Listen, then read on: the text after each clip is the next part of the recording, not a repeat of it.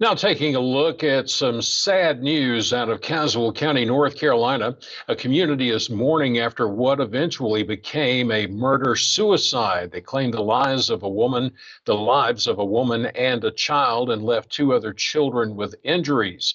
Now, the suspect in the case took his own life in neighboring Alamance County.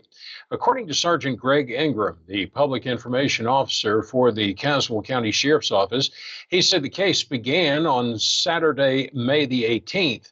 That's when deputies from the Caswell County Sheriff's Office responded to a shots fired call that was at 8110 Cherry Grove Road. Now, when deputies arrived on the scene, they found four shooting victims inside the residence. Two victims, 37-year-old Danielle Hines and a juvenile, were pronounced dead at the scene. Two other victims, both identified as juveniles, were transported to an area hospital for treatment.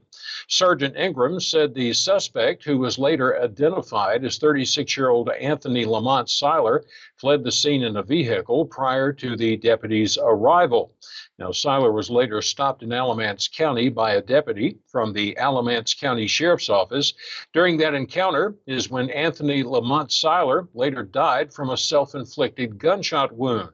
WXII 12 News is reporting that officials with the Alamance County Sheriff's Office said that they were alerted to be on the lookout for Seiler by deputies from Caswell County.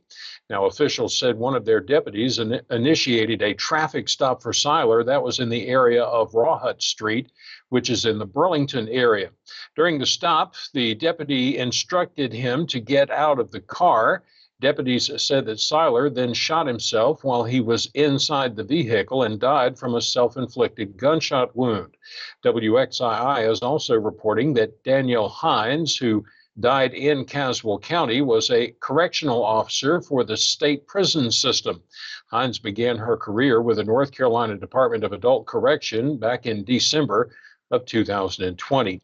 Caswell County Sheriff Tony Durden stated that he was devastated by the event that happened, and their thoughts are with the families of the victims. Now, 12 News is reporting that the two children that were injured are expected to make a full recovery. We will be keeping an eye on this story, and we'll bring you the latest details as they become available to us, so stay tuned to Star News TV. We've also included links to these stories on our Star News TV Facebook page, facebook.com/Star News TV.